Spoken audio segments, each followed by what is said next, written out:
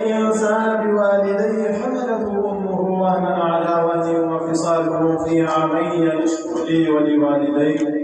إلي المصير۔ صدر عالی صفات، مہمان دلشان اور حاضرین فیض انتظار، آج کے بچے قوم کا مستقبل، آج کے بچے قوم کا عروج و اقبال،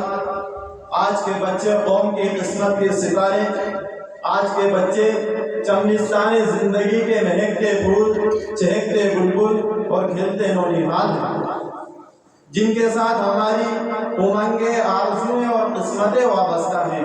یہ اگر اچھے ہیں تو قوم کا مستقبل تابناک، یہ اگر برے ہیں تو قوم کا مستقبل تیر و تار۔ غرض کارگاہ حیات میں ہمارے پاس اگر کچھ ہے تو یہی بچے ہیں، انہی سے اپنے قسمت کا اندازہ لگا لیجئے اور انہی کو سامنے رکھ کر اپنے مستقبل کی تعمیر کا تخمینہ کیجئے۔ صدر نشین مجلس،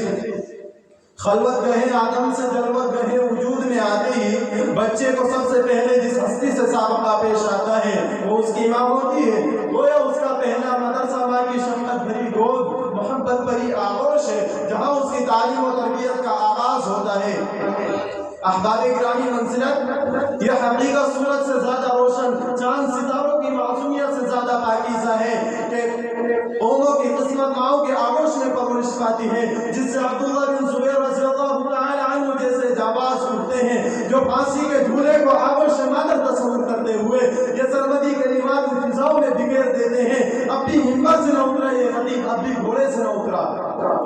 یہیں سے طالب بن زیاد جیسے آبا کی نظریے کے عالم بردار اٹھتے ہیں جو ساحل اندلس کو ہر ملک کے ماسٹ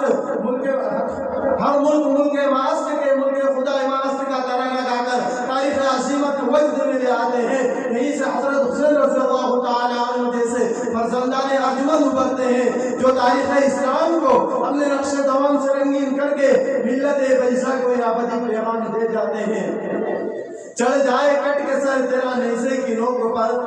چڑھ جائے کٹ کے سر تیرا نیزے کی نوک پر، لیکن یزیدیوں کی اطاعت نہ کر قبول۔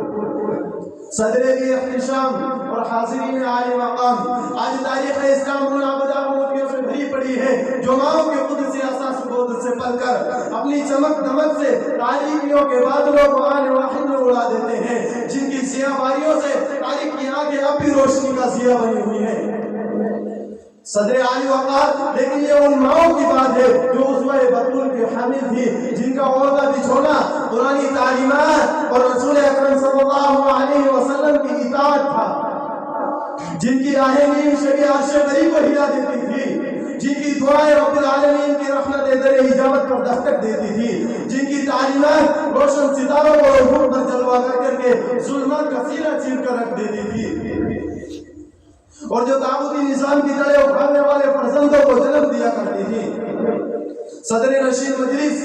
آج ہماری قوم بستی کے گھڑے میں کیوں گر رہی ہے؟ اس کی وجہ اس کے سوا اور کچھ نہیں ہے کہ ماؤں نے اس حبل المتین کو چھوڑ دیا جو ملت بیضا کے عروج کی ضامن تھی۔ مغربی فیشن اندھی تقلید ماؤں کا اڑنا بچھونا بن گئی، فیشن پرستی نے ماؤں کو اپنی تہذیب و ثقافت سے دور پھینک دیا۔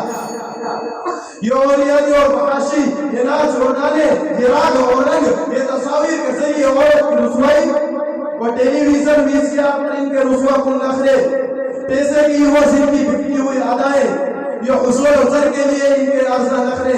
یہ سلامیاں، یہ پریڈیں، یہ غیروں کے سامنے حسن اداؤں کی بے حجابی، یہ سب ابلیس کے بچھائے ہوئے جال ہیں جن میں قوم کی ماں بہن بیٹی مرغ نادا کی طرح پھنس گئی ہے۔ بقول حضرت اکبر الہٰبادی کہ ترقی کی نئی راہیں جو زیر آسمان نکلی، کہ ترقی کی نئی راہیں جو زیر آسمان نکلی، میاں مسجد سے نکلے اور حرم سے بیویاں نکلی۔ صدر عالی وقار، اگر ہم خودکشی کرنا نہیں چاہتے بلکہ عزت و وقار کی زندگی کے خواہاں ہیں تو ہمیں عقل کے ناخن لینا چاہیے، ہماری ماں بہنوں کو اسلام کے چشمہ صافی سے جرعہ نوشی کر کے اپنی پیاس بجھانی چاہیے، قرآنی تعلیمات کے زیور سے اپنے آپ کو آراستہ کرنا چاہیے،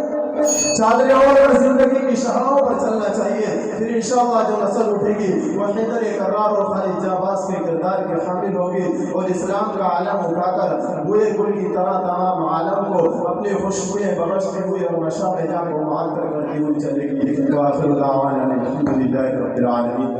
माशाअल्लाह, बहुत खूब।